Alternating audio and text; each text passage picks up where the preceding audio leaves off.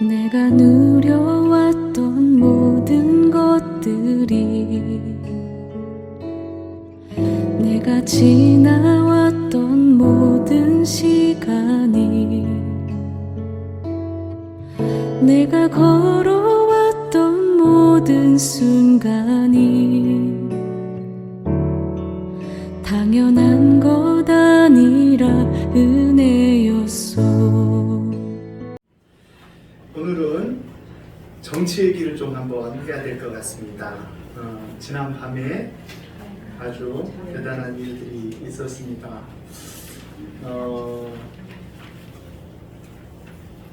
또 지난 밤에 저녁쯤 돼서 우리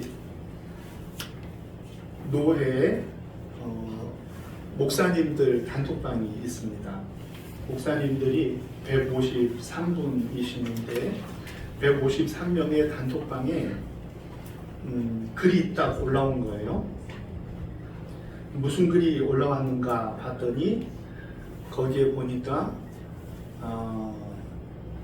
대통령을 지켜야 된다, 그런 글을 거기다가 딱 올린 거예요. 이제 60대 한 중반 되신 분이신데, 이런 이야기를 올리는 걸 보면서 그 단톡방에는 다른 글을 올리지 않아요. 왜냐하면 여러 가지를 막 올려놓으면 난리가 나잖아요. 그러니까 공문, 그리고 꼭 필요한 정보만을 공유하는 방인데 그거를 딱 올린 거예요. 근데 이제 거기에 대해서 누가 댓글을 달고 문제를 삼거나 이야기를 하면 시끄러우니까, 또 주일이 가까운데 시끄러우면 안 되니까 아무도 댓글을 달지 않더라고요. 아무도 댓글을 달지 않았어요. 그래서 그래도 이 노예는 참 좋은 노예다, 그런 생각을 가졌습니다. 이런 일들이 왜 있게 되었고, 또 태극기와 성조기가 왜 같이 휘날리며 거기에 이스라엘 나라의 다윗 별이 국기로 흩날리는 모습을 보면서 여러분들은 의아하지 않을 수가 없을 거예요. 우리들도 의아한데 외신들이 볼 때는 얼마나, 우리가 미국의 식민지도 아니고 이스라엘하고 우리가 무슨 주고받은 게 있다고 저 나라가 이스라엘 국기를 들고 저런 태도를 보일까 하는 거에 대해서 궁금하지 않아요, 여러분들은? 궁금하죠? 네. 그런데 이제 이게 역사적으로 배경이 있는 그런 거죠. 사실은 우리나라가 선교사님들이, 좋은 분들이 선교 초기에 많이 들어오셨어요. 그래서 선교 초기에는 우리나라가 선교사님들의 그 귀한 사역을 통해서 기독교가 많은 백성들에게 그 위로를 받고 힘을 얻고, 또 우리의 분노와 일제시대의 아픔을 표현하는 통로가 되었단 말이에요. 그래서 선교사님들이 훌륭하게 그렇게 했는데, 일제 후반기 되어져서 몇몇 선교사님들이 군림하는 선교사님들이 좀 있고, 그리고 그런 가운데 교회가 신사참배로 대변되어지는, 이렇게 되어지는 일들이 하나님의 뜻일 수도 있지 않느냐라고 하는 아주 잘못된 판단이 교회에 있게 되어진 거예요. 그래서 전쟁 물자를 제공하는데 교회가 죄를 범합니다. 종을 떼가지고 총알을 만드는 일에 갖다가 바친다든지, 그 일제를 위하여 헌금을 따로 걷고, 이런 잘못되어진 죄를 지어요. 죄를 진 거예요, 죄를. 그랬는데 일본이 패망하고 우리나라가 독립을 얻게 되어지지 않았습니까? 누구 덕분에 독립을 얻었죠? 네, 여기에서부터 이게 사상이 빗나가기 시작하는 거예요. 우리나라가 열심히 독립운동을 하고 열심히 독립을 위하여 싸우고 또 세계의 국제적인 그런 어떤 흐름에 의하여서 독립을 얻게 되었는데 그 모든 것들을 미국의 도움이다 이렇게 여기는 그런 잘못되어진 생각이 자리를 잡게 되어졌어요. 그 왜 그러느냐 그러면은 우리나라의 초대 대통령이 누구시죠?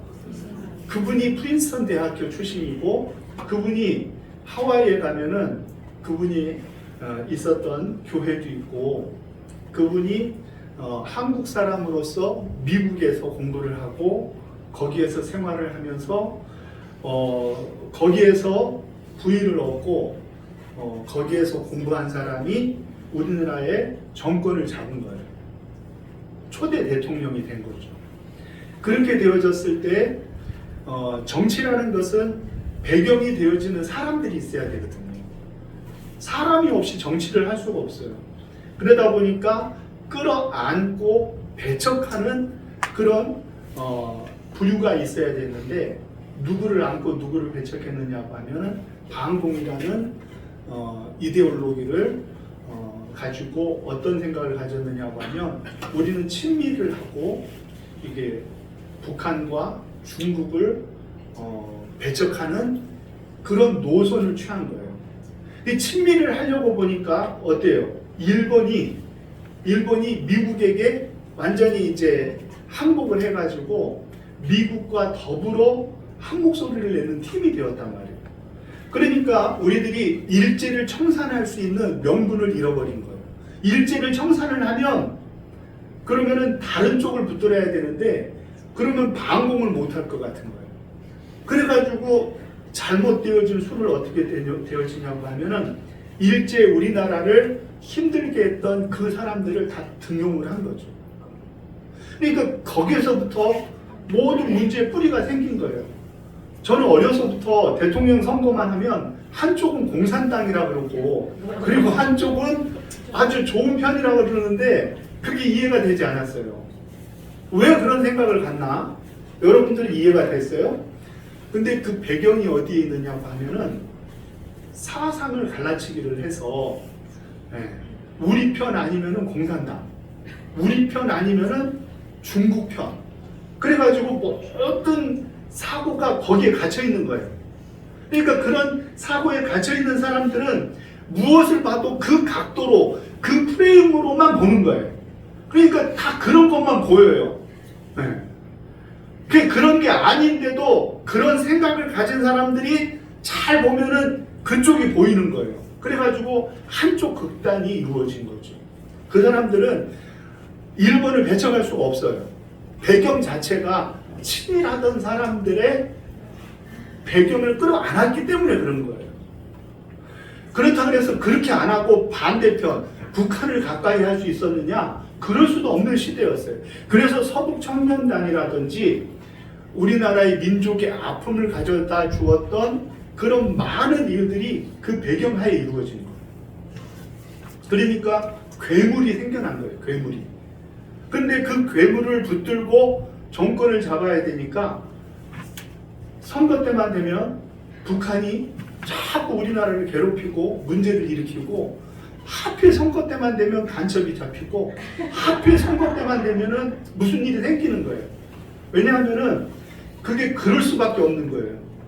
그때를 노려가지고 한 것도 있지만 그런 생각을 가진 사람들이 그런 쪽으로 바라보게 되어지면 모두가 다 그렇게 바라보게 되어지는 거죠.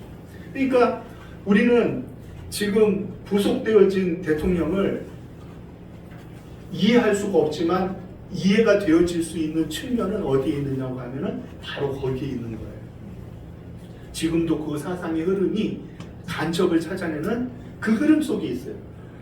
그래서 부정선거를 했어도 누가 조작을 하고 누가 개입을 해야 되냐면 중국이 개입을 해야 돼.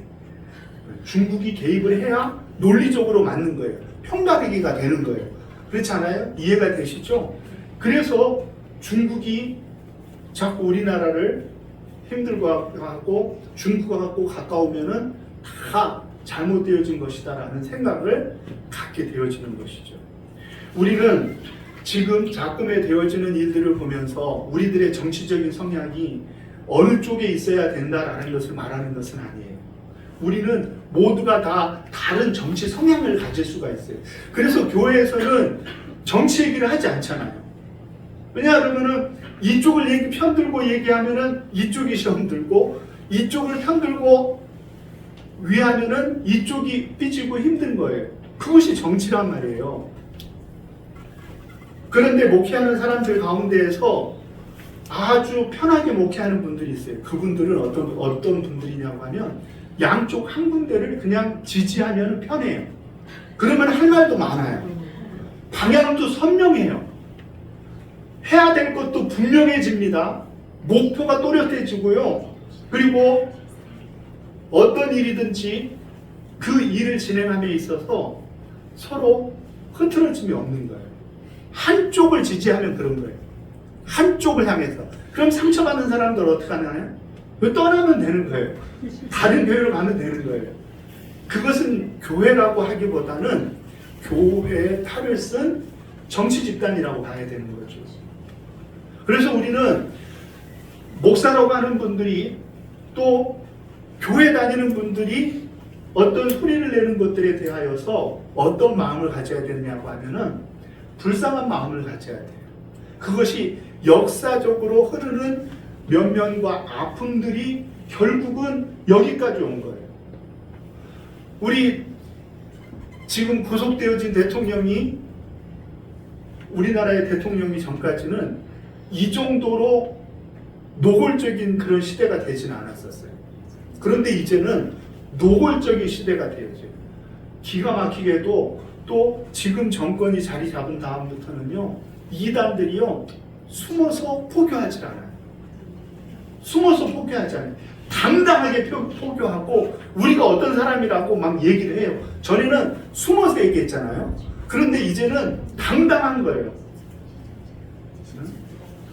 우리는 이런 일들이 왜 이루어질 것인가를 볼 때 그 배후에 있는 그 생각과 사상들이 결국은 우리나라를 이렇게 만들고 있고 갈라치게 하고 있고 결국은 분열시키고 있다라는 생각을 가져야 된다는 것입니다. 오늘도 우리는 어느 쪽을 택하여야지만 옳다라는 잘못되어진 양비론에 빠져서는 곤란한 거예요. 목사님들이요 얼마든지 정치적인 성향을 가질 수 있죠. 보수적일 수도 있고 진보적일 수도 있습니다. 그분들이 그런 생각을 갖는 것은 당신 마음인 거예요.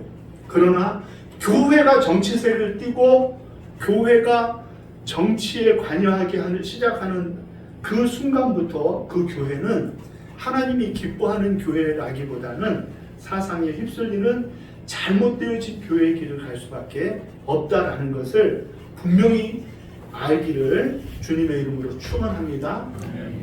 그 아픔의 역사가 그렇게 지금까지 이어져 온 거예요. 우리 예수 믿는 사람들은 깨어 있어야죠. 그래서 깨어 있어야 돼요. 어떤 생각을 가져야 되느냐고 하면 이분들이 가진 한계와 이분들이 가진 생각의 문제점들을 분명히 알고 또 반대편에 있는 생각과 사고들에 대하여 경계할 줄 아는 그런 마음을 가져야 돼요. 그 동영상을 볼 것도 없지만 한번 가서 봤더니요 그런 말을 하더라고요. 무슨 말을 하냐고 하면 우리 하나님이 어느 편에서 우리를 지키시고 도우셔요?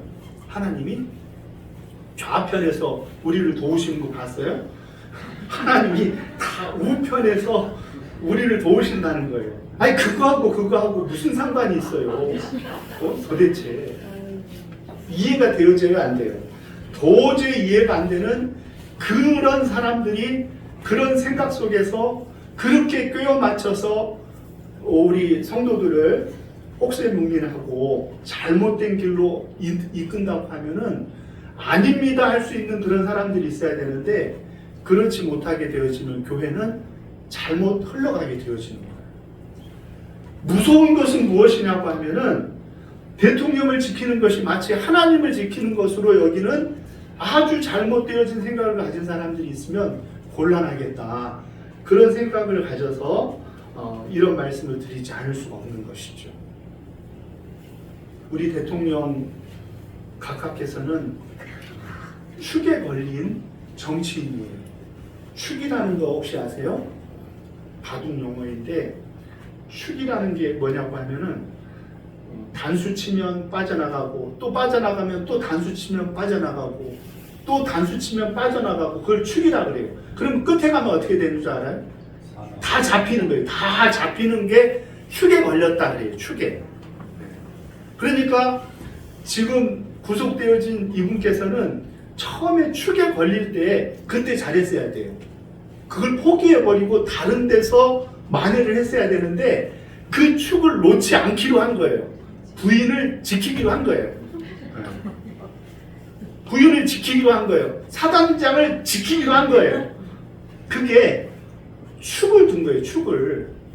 뻔히 이렇게 해서 저 끝에까지 가면 결국은 잡힌다는 거를 알면서도 이제 한두 번 축을 이렇게 빠져들면은요, 이제 포기할 수가 없어요. 왜냐하면 더 많은 게 죽어버리니까 이제는 완전히 판을 망가뜨리는 거죠. 그러니까 빠져나갈 길이 없어요. 축에 걸렸어요. 축에.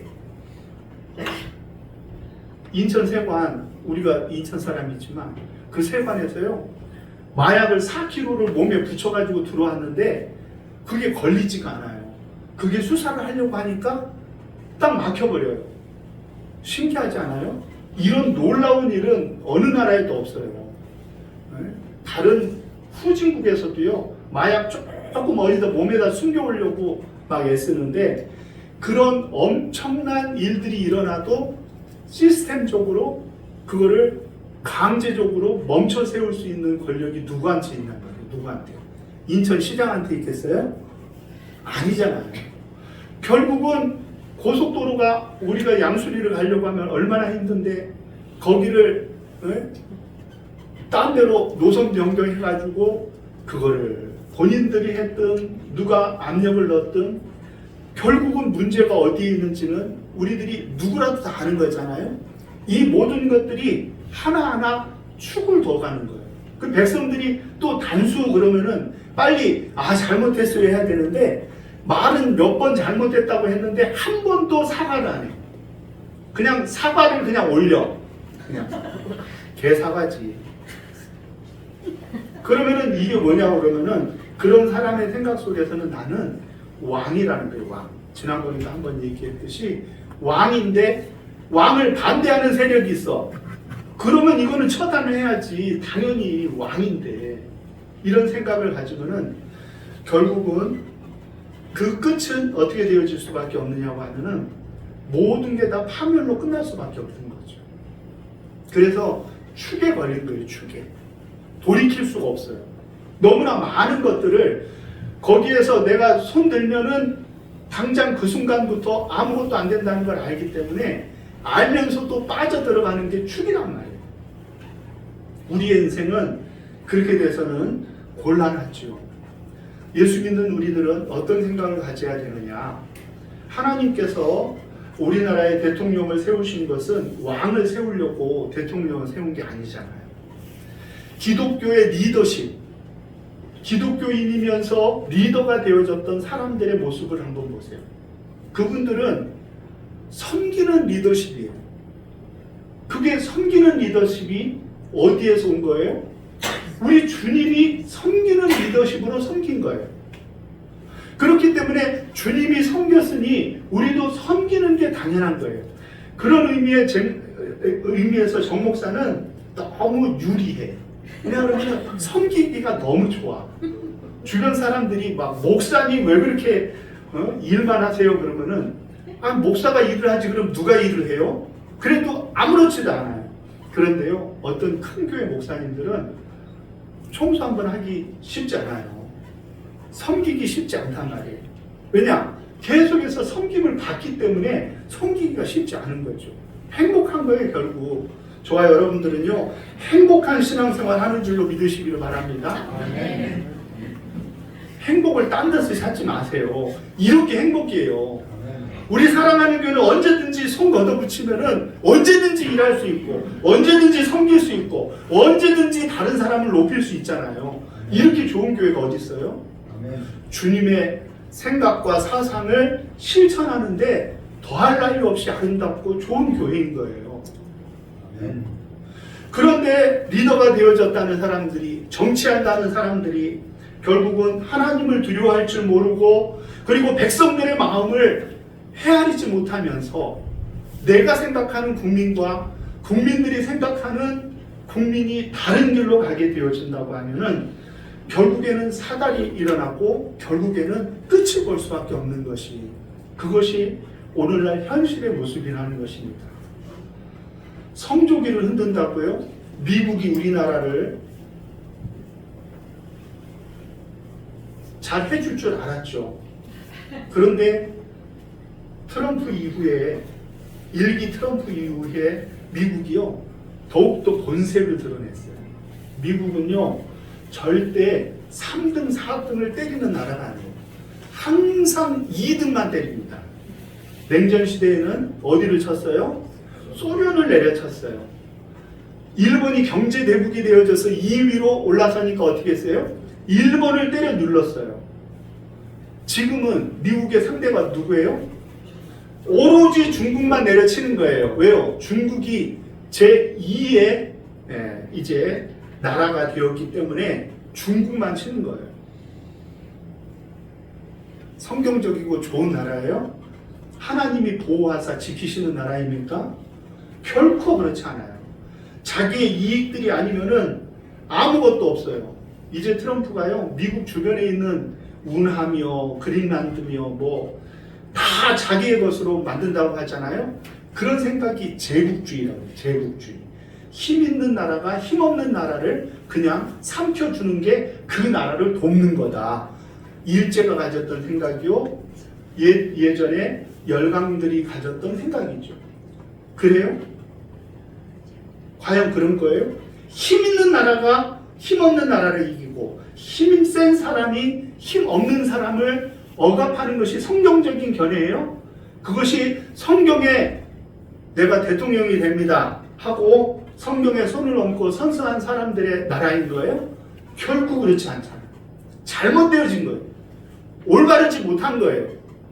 그러면 올바르지 못하면 어떻게 합니까? 성도들이 깨어있고 그리고 기도하는 사람들이 깨어있어서 잘못되어진 것이 무엇이 잘못되었는지를 얘기해야 되는데, 선거만 하면은 샤이 트럼프라고 들어봤어요?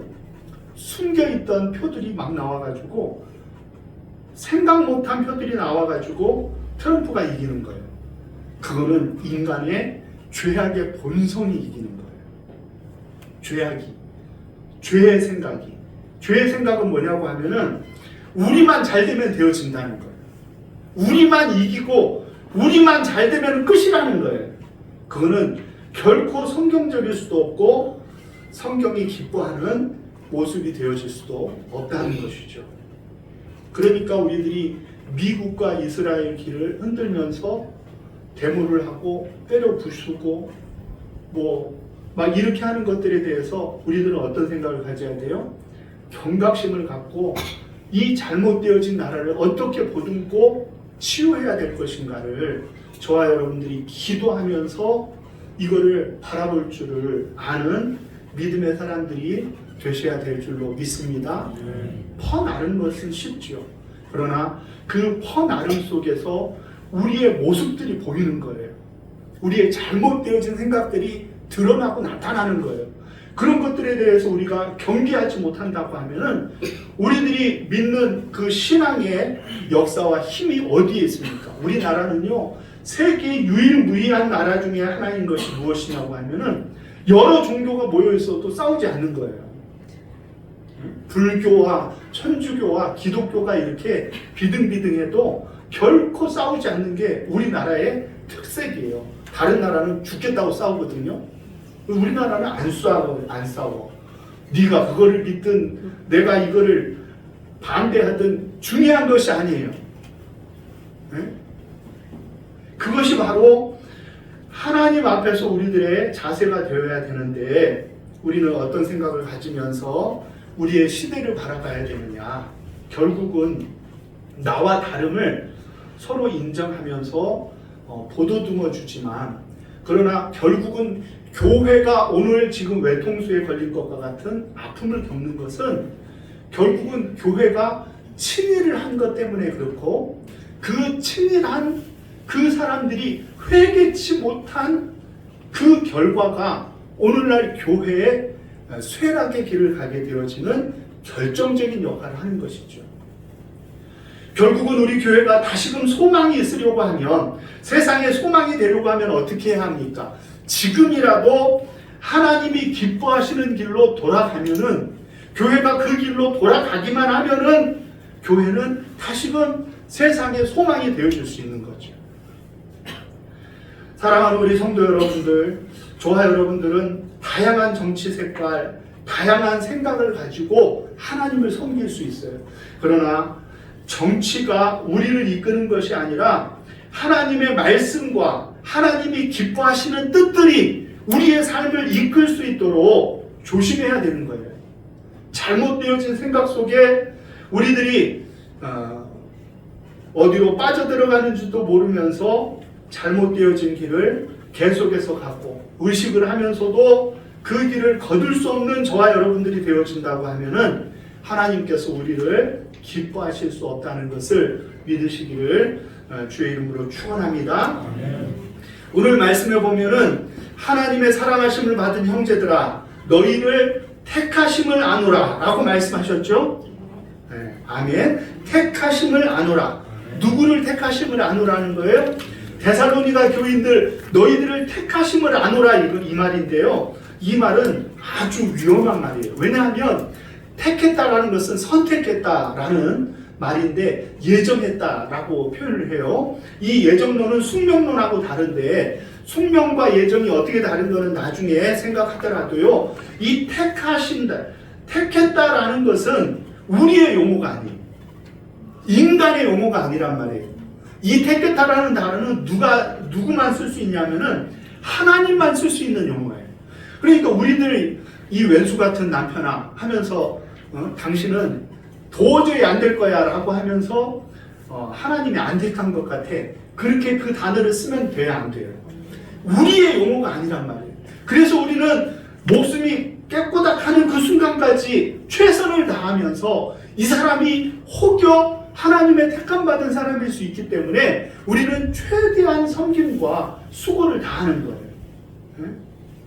주님 우편에 달렸던 강도를 여러분들이 기억하시나요?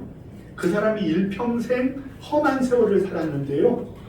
우리 주님이 옆에 달리셨다가 주님을 한 번 편들어주고 어떻게 되어졌어요? 내일도 아니고 오늘 내가 나와 함께 낙원에 있으리라. 주님이 그를 구원하지 않았어요?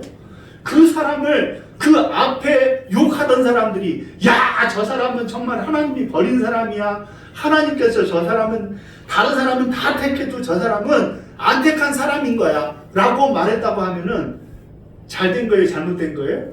당연히 잘못된 거죠. 왜냐하면은 택했다라는, 선택했다라는, 예정되었다라는 단어 자체가 우리의 용어가 아니라 하나님의 용어이기 때문에 그래요.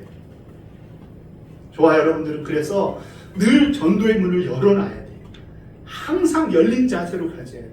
언제 하나님이 부르실지 그 부르심에 대하여 우리들이 화답할 준비를 해야 돼요.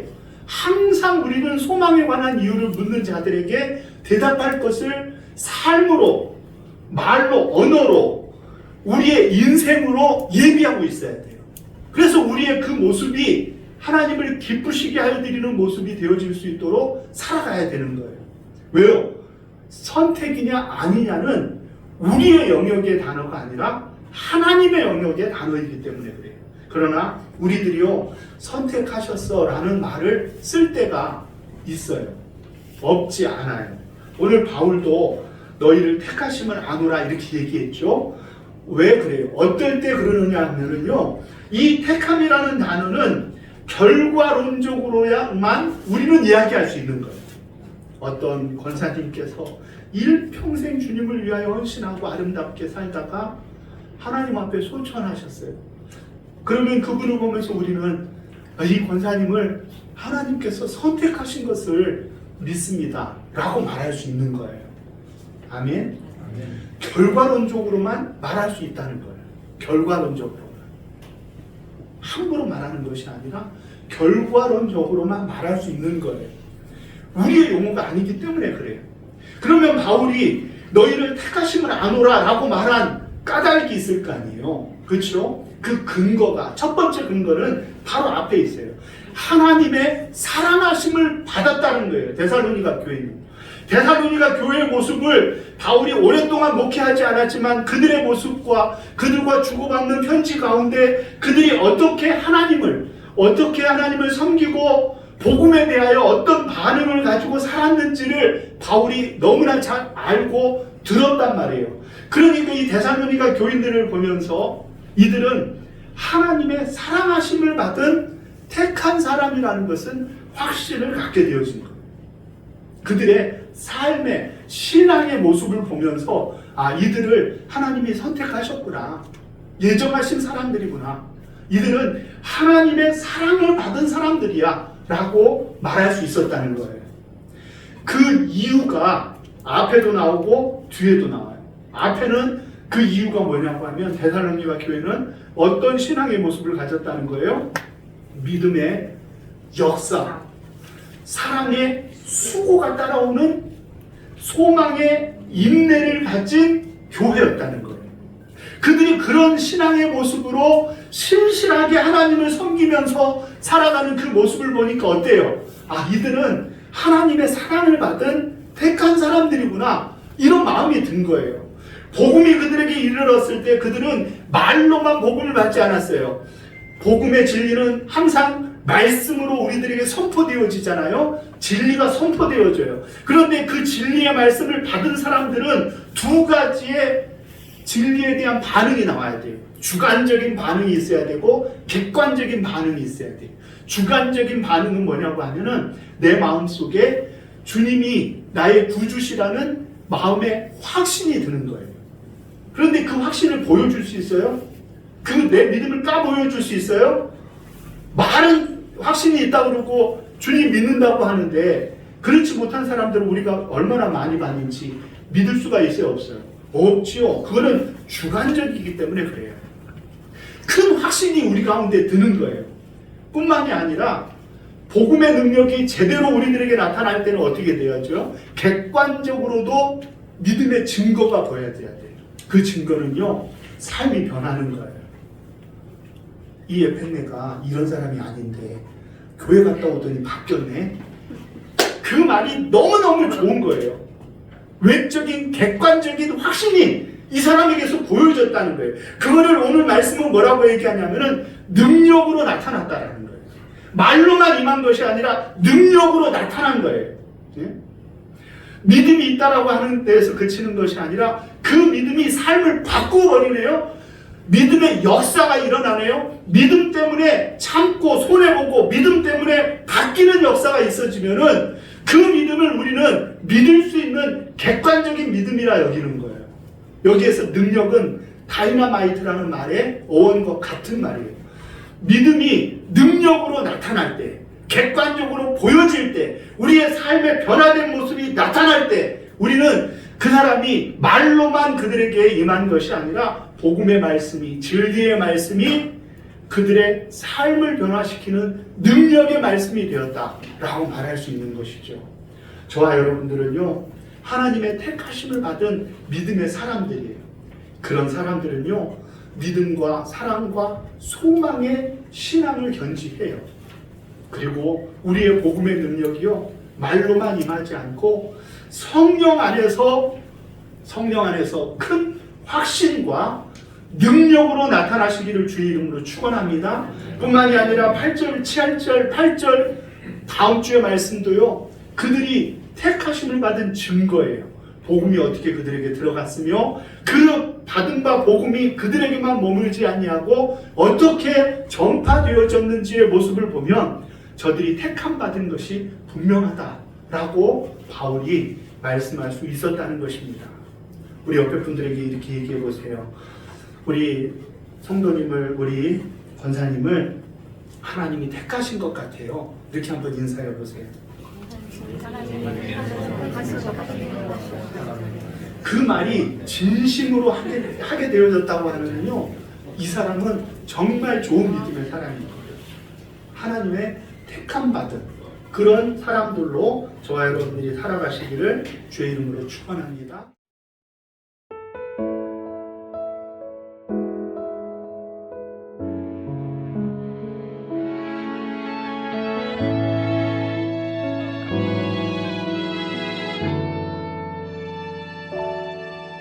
내가 누려왔던 모든 것들이,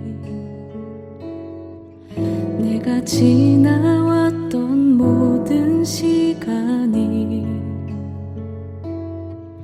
내가 걸어왔던 모든 순간이 당연한